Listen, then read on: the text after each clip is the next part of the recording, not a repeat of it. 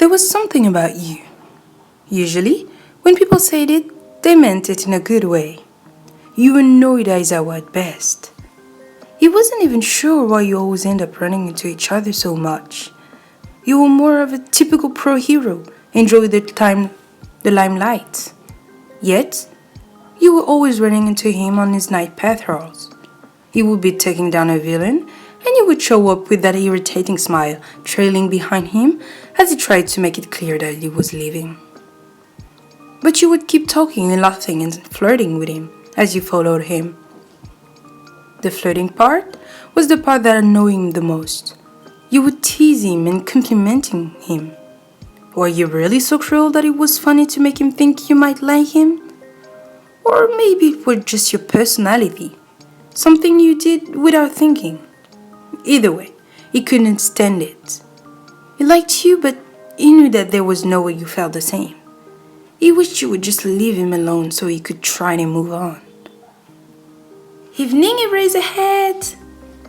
Your cheery tone filled his ear. You had been perched on the brick wall he was passing by. You gave him a big smile as you hopped down, landing beside him and following his pace. How's your patrol been doing tonight? Shouldn't you be somewhere doing a photo shoot? He said in an annoyed tone. He was having a bad day. The last thing he wanted right now was to deal with you flirting. Silly, I got this done last week. You never flinched at this harsh tone or words. They always rolled you off your back with a teasing reply. Your smile, never flattering. Come on. I just know you have some exciting story to tell me from Petrol. If not, maybe something from your personal life. I listen to whatever you have to say. With that voice like that, I listen to you read the dictionary. You say with a wink. His heartbeat always picked up when you complimented him. He wished you meant it. How could someone like you think that he was attractive? Why would a top 10 hero like you, who could have anyone they wanted, want anything to do with him? He had seen you on dates with guys that were better looking than him, who were more popular hero than him. It was overwhelming. It felt like there was a pressure pushing in on him. He knew she never would want him no matter how much he liked her. He wished he could forget her. Between the emotions flooding through his and the bad day, he had be snapped. You know what? He said, stopping and turning quickly towards you. I just don't get you. You follow me around every night like some stupid kid, getting on my nerve everywhere possible. Aren't you a top 10 hero? Don't you have something better to do than bother me every chance you get? His tone was biting. It was cruel. He knew it was. It had been a long day. It was hard to think about anything other than her sometimes. It hurt that he knew she didn't mean anything she said. How could she mean it? Why would a young hero at the top of a game want anything to do with him? It was just starting the one, all the flirting that she did. It was quick, gone in a flash, but he saw the hurt in your eyes. For just a moment, he saw the devastation of his word before it disappeared. Sorry, Eraserhead, you replied, your cherry's tone still strong. You're probably right. I should go back to my agency and get some work done. How was your smile still so bright, despite what he had just said to you?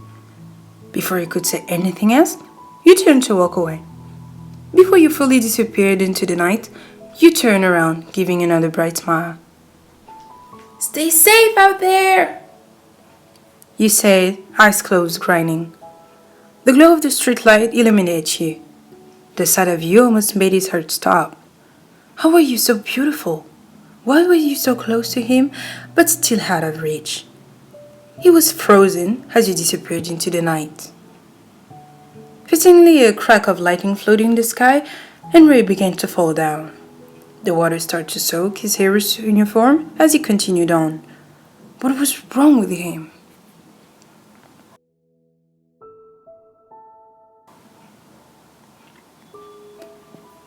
It was a burden like no other to take care of someone.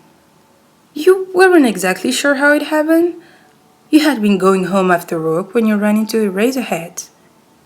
You stopped to help him apprehend a criminal. You had heard of him before, but never met him. As soon as you met his dark gaze, you felt a pull toward him that you couldn't resist. You found yourself looking for him at night. You didn't work night patrol often, but after you finished up work at the agency, you would try and find him on the way home. Some nights, you were so tired you could barely stand, but it didn't stop you from at least popping in on him saying hello. You weren't very experienced with relationships, and you weren't really sure how to go about starting a relationship. You hoped that if you flirted with him enough, he'd get the hint and ask you out. It hadn't worked yet, but it didn't stop you from your visits. Some nights, you would follow him around talking about your day, or you'd help him with a villain. Some nights, you would try and get him to talk about himself, but he rarely did. There were rare occasions where you would have a moment with him. You would open up, and you felt like you were getting somewhere, but the next day it would be closed off again. Today had been a long day. It felt like anything had been as stressful as possible. You had been knocked around by a strong villain earlier, leaving you bruised and sore. Then, at your agency, it seemed like everyone had a question or a problem to fix. By the end of your shift, you were exhausted. You hadn't eaten anything all day and you hadn't slept much the night before. It didn't keep you from here Razorhead. The thought of seeing him put a little pep in your step, even if you felt like you might fall over. You knew if you saw him, your day would instantly be better. You saw him walking down the street, so you perched yourself on a wall in his path. You liked keeping your entrance creative. You didn't want him knowing that your run-ins were intentional. That would be so pathetic. You smiled, the sight of him warming your heart. You replied in his usual manners, and you teased him in return. It was an easy dance. You retort, always on the tip of your tongue. You never took his words seriously. If he wanted to tease you about being a popular hero, you'd take it in stride. You complimented his voice. His low tone would send your heart racing no matter what he said to you. You weren't prepared for what happened next. Stupid kid. The word right in your head. Don't you have anything better to do? You had thick skin. You rarely took his word to heart, but the acid in his voice, the way his words dig into the flesh of your heart, leaving it bleeding, you felt like the air is being knocked out of your lungs. You were so stupid. How could you see it sooner? He couldn't stand you. You're flirting, you're following him around, he hated it. Shame flooded over you, and you wondered how you hadn't seen it sooner. Your heart was caught in your throat. You mumbled an apology, making an excuse to leave before turning and fleeing the scene in the most normal way possible. You wouldn't bother him anymore. You'd leave him alone. If your presence just annoyed him, put him in a bad mood, you would stay away. The thought of not seeing him again made you cry, or at least tear up. But you remained strong. At least get out of there first before you cry. If this was the last time you'd see him, you wanted to say one last thing. Not leave it on some excuse to run away. Stay safe out there, you say, giving your best smile, hoping he couldn't see the tear welling up in your eyes. You ran. You ran as fast as you could. Not looking back, embarrassment and heartbreak flooded through you. Your tears ran down your face. How did you not know how stupid you were? Rain began to pour down, matching your emotions. The chill of your soaked clothes didn't bother you. You were so lost in thought. You were dead on your feet, but you kept going, not sure exactly where you were headed. You saw the neon sign of a bar and decided it was better than going home. You sat down at the bar, ordering a drink, before settling it. Hey, what a coincidence! You heard a voice from beside you. There's our present Mike, or rather Hisashi Yamada. Of course, You wouldn't run into a razorhead best friend. Oh, hey. You mumble, not really wanting to talk right now. What's wrong? I don't think I've ever seen you without a smile on your face, he asked. His hands moved to pat your shoulder. I don't want to talk about it, you reply, taking a sip of your drink. Well, then I'll just keep you company if you don't mind, he said, raising a hand to order another drink. He's actually rambled about his day, about the student at UA, about the villain he ran into a patrol, about his studio show. It was nice. It was easy to sip on your drink and get carried away in his stories. You realized it had been a long time since you had a normal conversation with someone. Everything was always at work, or you were trying your best to get Aizawa's interest. You had so little time to yourself to just relax and unwind. You knew that Izashi could see something was wrong, and you appreciated his attempt at distracting you. You weren't very close with the hero, but you knew each other well enough.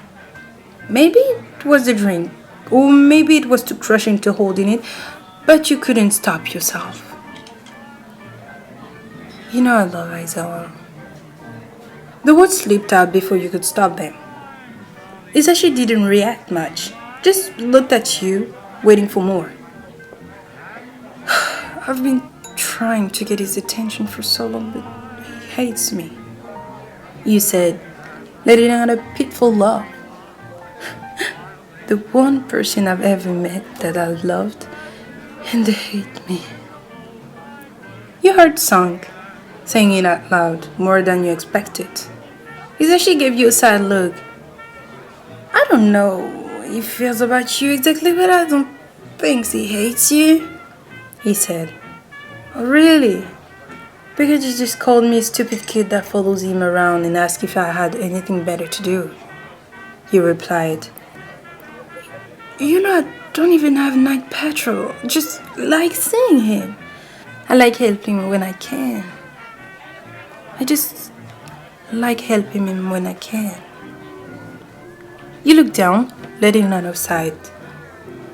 It's not fair. I've tried dating other people. I thought that I made it so clear I was interested in him, but he never did anything in return. I thought maybe he wasn't interested, so I tried to move on. But every day that went on, all I could do was compare everything to him. I mean, how can I move on when all I can think is him? He let out a huff. So I thought, maybe if I hang out around, outgrown him, maybe if he just gave me the chance that he could love me back. I'm so stupid. You drop your head against the wall, leaving it there. Aizawa is a very complicated guy. I've known him my whole life. He's been through a lot, most of it bad. I don't think he's the type of guy to respond to teasing and flirting. You assume the worst in most things, so you probably thought you didn't mean it. Maybe if you told him in a more serious way, tell him in a way that leaves no room for guessing. Do you think I have a chance? You asked. There's only one way to find out, he said, giving you a soft smile. It's better to know than spend the rest of your life guessing. Walking home that night, you wondered if he was right. You hated the thought of asking him directly. To hear him reject you might be the worst thing possible. But would it be any worse than today? If he told you directly that he wasn't interested, maybe you could move on for real. Maybe you could write a letter. When you got home, you sat down at your desk. You were exhausted, but you wanted to write the letter while you still had the courage to do it. Maybe you could have Izashi look at it after you finished. Maybe you could give it to him. Maybe you had a chance. Aizawa felt bad. The whole day he had been in a fog. His words ran through his head again and again. Why did he have to be so cruel? He didn't mean it. He had been in a bad mood. It was wrong of him to snap. That split second of hurt in your eyes haunted him. He promised himself he would apologize to you when he ran into you on patrol tonight. If he didn't see you, He would find you. It was his fault that he felt so insecure. He shouldn't take it out on you.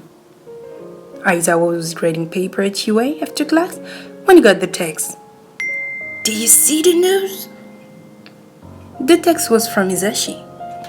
Confusion filled him as he turned on the TV in the teacher lounge. Was injured in a big fight just a moment ago. The pro hero was defending civilian from a villain devastating attack when she was injured severely. They are currently in a critical situation at the local hospital. Many fans are showing their support, hoping she will pull through, but it's still unsure. The new reporter said in a professional tone. The TV showed clip of the fight. You stood among the rubble, bloody and bruised, but still standing. The villain's attack sent you through a few cement holes before your body crumbled to the ground and the camera cut away. It showed fans standing outside of the hospital wearing a merch and holding sign of support. It felt like everything stopped. He felt like he could throw up. Were you going to die? What if you were already dead? What if you were gone and the last thing he said to you was, "No"? He had to see for himself. Aizawa left his paper on the table and rushed to the hospital. She's in a critical situation. We've operated on her and fixed the damage we could, but it's up to her to heal the rest of the way. We're just not sure if she'll pull through. The doctor words made him sick. Can I go in? He asked. Yes. No one else is here to visit. The doctor said. Aizawa opened the door carefully, almost scared to look. The sight of you in the hospital bed, cut and scrapes everywhere. You had a neck brace on and a tube down your throat. Wires and IVs connected everywhere. You looked so small, so defeated. It tore him apart. He slowly approached your bedside, sitting down on the chair there. I'm sorry. His voice was thick with emotion. He could barely get the word out. I'm sorry for what I said. I was going to tell you tonight, but now I can't. His voice cracked and tears streamed down his face. He wouldn't get to tell you how sorry he was. He might never get to tell you how sorry he was. Shouta? Hisashi's voice came from the doorway. What are you doing here? He asked. I ran into her last night. We had a pretty serious conversation. I thought I should be here. He said. Aizawa could tell that there was something else he was hesitating to say. Last night I was awful to her. Say something I wish I could take back. He managed to say, I know. I found out at the bar after that. I was there for a drink, but we started talking. She told me about it. He explained. She wrote you a letter. She wanted me to give it to you, but I don't know if I should after what happened. A letter? He asked. Why would she have written him something? Especially after what happened last night. Here. He said cautiously, handing it over. I'll be outside when you need me. I'll give you your privacy. He opened the letter, taking in your neat handwriting. Even if your handwriting, he could feel your bubbly personality. How could he have been so cruel to someone so kind? Dear Shouta, I'm sorry if using Shouta is too personal, but this letter is pretty personal. I spoke with Hisashi tonight. He told me that maybe my action in the world would be taken the wrong way. I'm not sure if that's the case, but at this point I don't have much to lose. When I flirt with you or compliment you, it's not just a joke. It's not a game. Not at all. From the first moment I saw you, I was drawn to you. Maybe it was your looks or your brooding personality, but I couldn't stay away. The more I got to know you, your dedication as a hero and a teacher, everything that you do, that you are, intrigued me. Everything about you makes my heart beat faster. The more time I spend around you, the more I fell. I never even worked night patrol. I just stopped by to see you after work. It made me so happy being around you. It's probably pathetic to fall in love with a man who was never anything other than annoyed with you, but I couldn't help it. I'm sorry if I made you uncomfortable. If you don't feel the same way or even slightly interested, please disregard this later. Pretend it never happened. But if you think you might be able to see me as something more than an annoying arrow that interrupts your patrol, then please tell me. The letter fell from Aizawa's hand. Even more sadness descending upon him. He felt like he was drowning. This whole time she had felt the same way. She had loved him, and he treated her horribly night after night. He wasn't someone to pass the time on her patrol. She wasn't even working when she stopped by to see him. All I ever thought was I wish you would leave me alone. I wish I'd never had to see you again, and now that's the last thing I'll ever want. Please come back to me, please. He sobbed out, eyes searching your face for any sign. You could hear him, but you were still. I'm sorry. Aizawa covered his face in his hands, letting the sobs out. They felt on deaf ears. Your unconscious body laying here. The only other sound that beeping of the meshing. Aizawa returned every day. Any time that wasn't spent working was at her bedside. The nurses allowed him in even when it wasn't visiting hours. He knew they didn't know exactly what was the situation, but they felt bad for him. Week passed, and every day you looked less broken. Your bruises faded and cuts healed. Tubes were removed on you, and you had fewer bandages every day. But you were still asleep. She's recovering well, but she's in a coma. There's nothing we can do more than hope she wake up. The doctor told him one day, there's a chance she may never wake up. He said solemnly. Aizawa sat at your bedside, as he did every day. The doctor's word echoed in his mind. What if you never woke up? What would he do? He pressed his eyes closed, thought flooding his mind. He moved his seat closer to your side, hands grasping your cold hand in his own.